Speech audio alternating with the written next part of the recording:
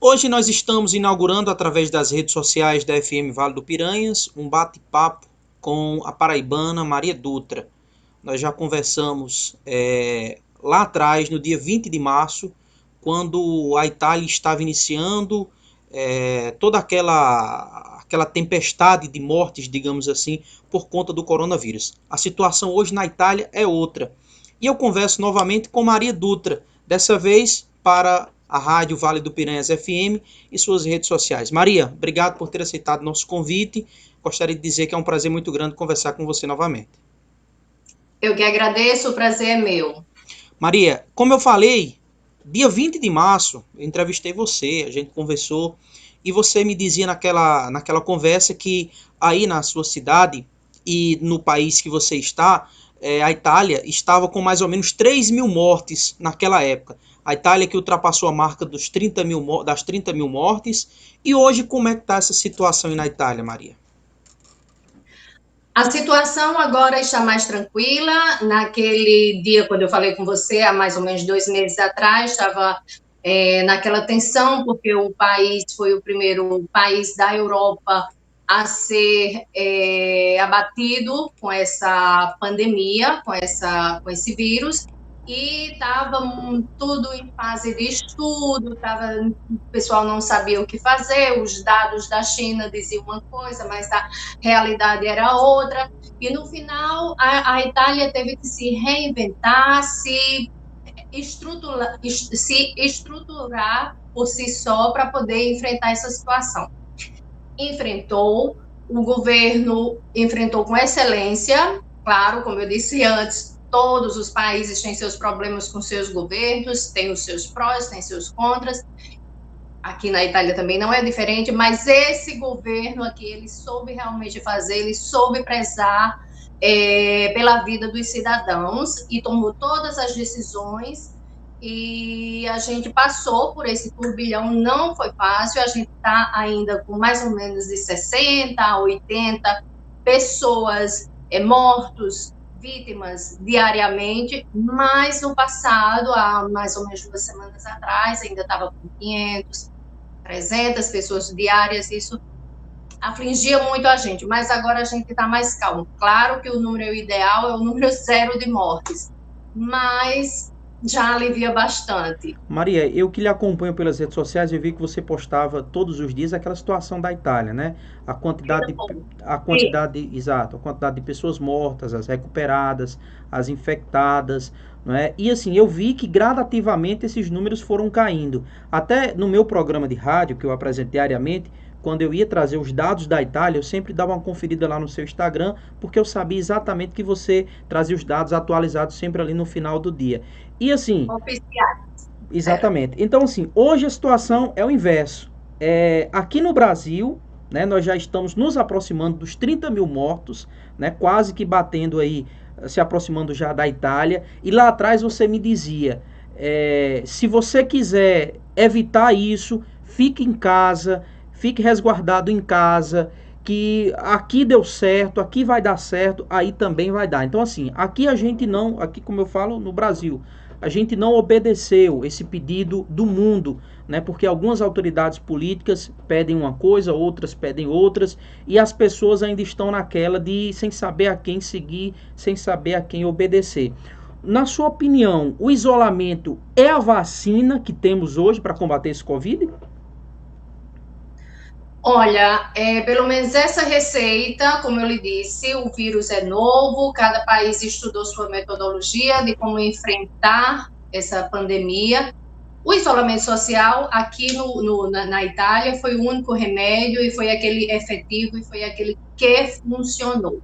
Eu não posso dizer que esse é o mesmo remédio para o Brasil, um país de tamanhos continentais, né,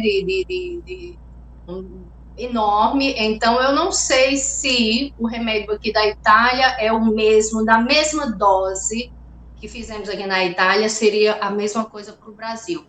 Mas o que eu vejo no Brasil é como se fosse assim, o Brasil fosse um paciente que ele tomou, deveria ter tomado uma cartela toda de um antiviral e tomou só a metade, porque começamos muito bem. com aquele ministro que tinha até o Mandetta.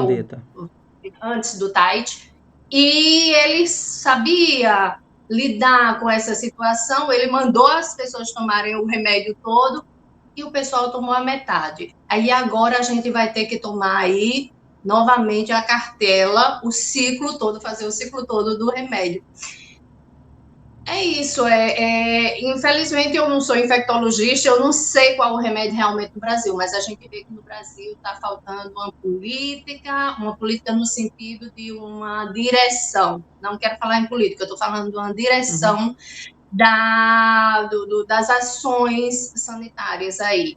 Eu não sei se deveria aplicar o isolamento social para Brejo do Cruz, vamos dizer, para Jardim Piranhas, para Caicó, da mesma forma efetiva que foi feito em São Paulo ou para Fortaleza, que já estava infectado.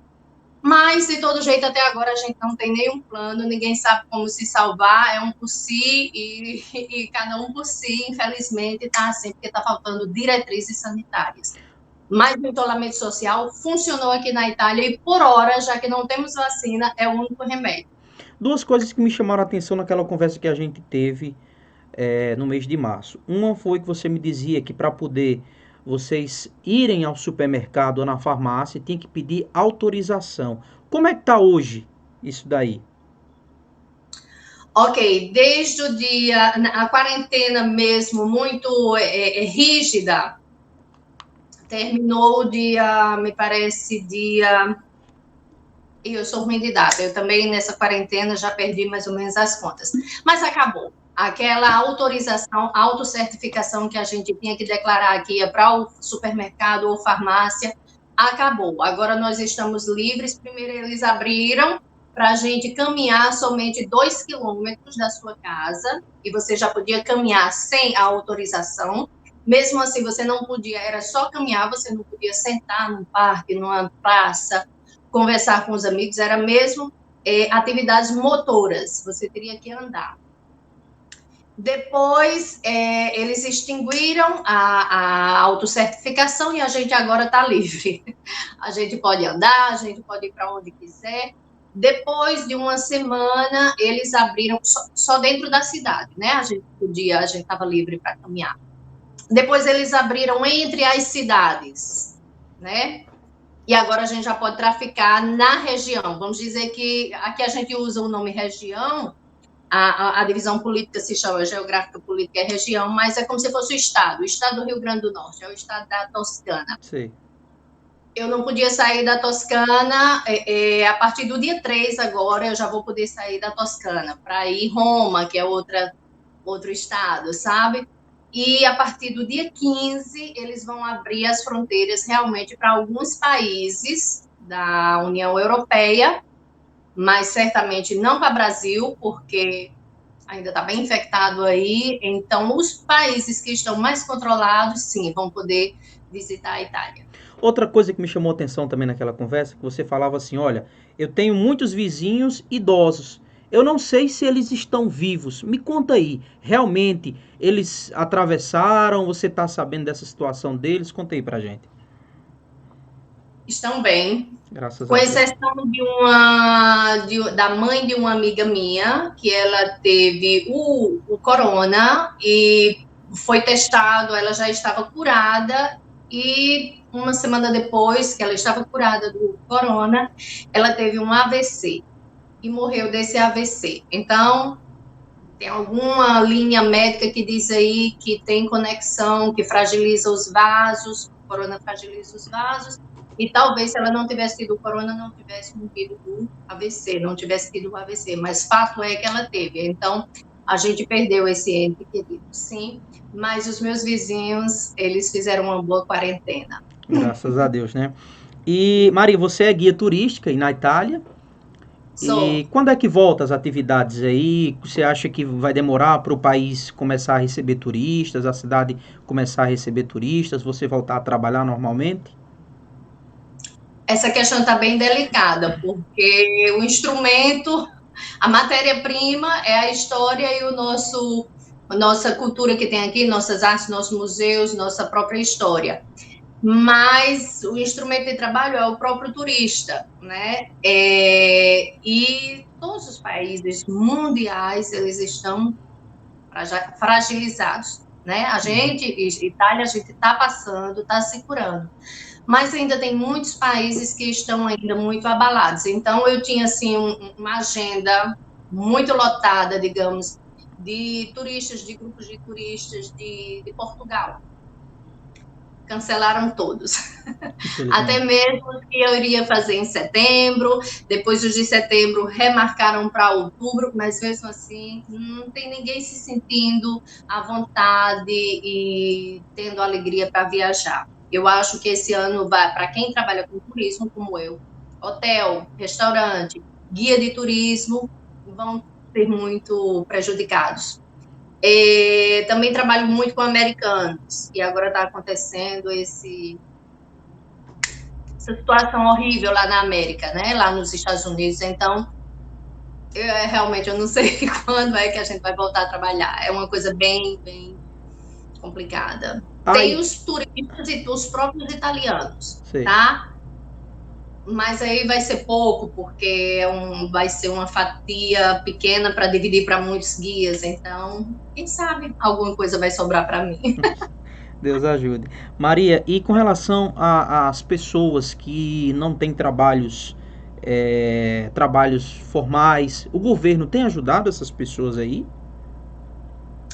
Tem, o governo ele já ajuda aos desempregados, as pessoas desocupadas, que a gente chama aqui, as pessoas que trabalham com, digamos, um tipo de CNPJ que eu tenho, que não é próprio um CNPJ de uma empresa, mas também não chega a ser um CPF.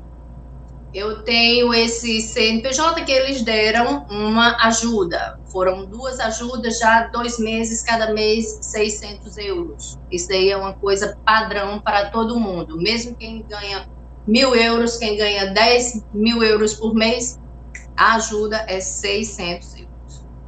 Para pequenos empresários, para pessoas como eu, que tem esse tipo de, a gente chama partida IVA. É um CNPJ, um tipo de CNPJ, exato. E teve, sim, essa ajuda.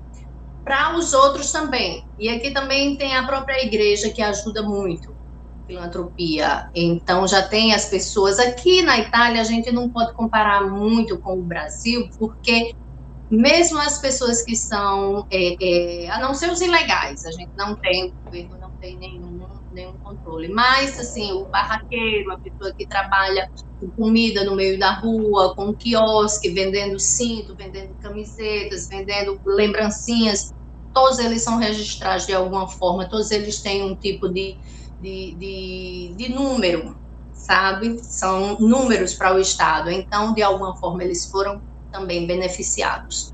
Maria, você acha que essa situação ela vai demorar muito para se normalizar, para voltar à normalidade, já que você vive do turismo, como você falou, e o próprio produto do turismo são os turistas?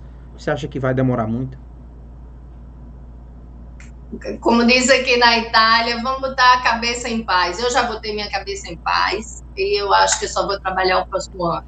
É tipo assim, eu já me conscientizei. Não adianta se desesperar, porque ao final dessa pandemia o mais importante foi a nossa saúde. Então eu prefiro o ano todinho sem trabalhar do que um dia no hospital. Então, para mim, isso aí já foi a grande vitória, já é o meu salário anual. Então, mas aí a gente está realmente sem pouquíssima esperança de trabalhar, pouquíssima, quase zero. Maria, você tem familiares aqui na região, Brejo do Cruz, Catolé do Rocha, Jardim Piranhas. Você tem mantido... Família Dutra, né, família grande. Dutra. Pois é, você tem mantido contato com seus familiares para contar um pouco daí, saber um pouco daqui também? As notícias aí eu sei porque eu tenho uma conexão aí com algumas emissoras, TV, né, internet e tudo mais, e eu sei sempre, sim, e mando sempre as notícias aqui, estão bem tranquilos, porque no começo estavam preocupados com a Itália, comigo aqui, mas agora é ao contrário, eu estou muito preocupada com vocês aí, porque a gente realmente não sabe, não temos nem mesmo um ministro da saúde nessa pandemia aí, o estado eu digo federal, não tem nem mesmo um ministro, então isso preocupa muito. Verdade. Maria, eu gostaria muito de agradecer a sua participação aqui nesse bate-papo. Foi o primeiro que a gente fez, mas assim, eu espero que a gente tenha a oportunidade de conversar com outras pessoas aqui da região que moram em países como Itália. A gente já conversou também mas só que para o rádio, com um jardinense que mora na Holanda, que também já contou a situação dele. Então nós vamos tentar diminuir esse laço e trazer a realidade daí para cá, já que a nossa realidade o mundo inteiro já está sabendo. E eu gostaria de agradecer. Deixa eu só complementar. Certo. Deixa eu só complementar, Alex. A questão, me perguntam muito, e aí, voltou à normalidade? E aí, tá normal? Não tá normal. A normalidade é quando voltar realmente o mundo todo, enquanto a última pessoa do mundo ainda estiver respirando o corona, o mundo todo ainda vai estar em desequilíbrio. Então, ainda não está ao normal, embora já tenha aberto muitas portas, muitas coisas, mas a gente ainda está aprendendo a voltar à normalidade. Os restaurantes tiveram que se adaptar às distâncias sociais, né, a afastar um pouquinho a mesa aqui e lá. Dentro dos supermercados, a gente só pode entrar com a máscara e tem o álcool gel lá para a gente lavar as mãos. Não pode, tem a fila sempre, tem um número controlado. Isso para qualquer estabelecimento público. Os museus ainda estão todos fechados. A igreja, onde eu fui para a missa, pouquíssima pessoas, porque a maioria em pé lá no fundo da igreja, porque a bancada toda só é para sentar 2 pessoas. Eles colocaram adesivos nos bancos para marcar onde é que a pessoa tem que sentar.